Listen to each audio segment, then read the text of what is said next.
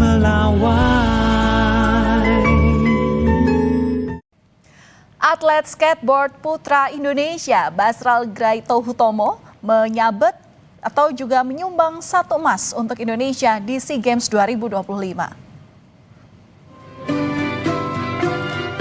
Basral Graito Hutomo tampil apik dalam babak final nomor street putra.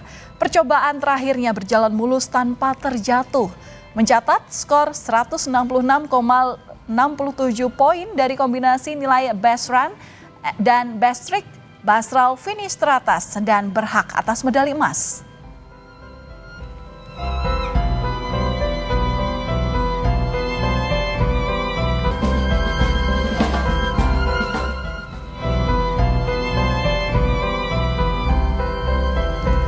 Kemenangan Basral Graito Hutomo terasa emosional tak hanya untuk tim skateboard Indonesia. Pelatih dari tim Malaysia, Mariskan pun ikut merasakan kemenangan Basral dengan memeluk atlet tersebut usai berhasil meraih emas. Mariskan dikenal sebagai tokoh senior dalam dunia skateboarding di Malaysia. Momen ini menunjukkan persaudaraan antar negara yang terjalin lewat olahraga.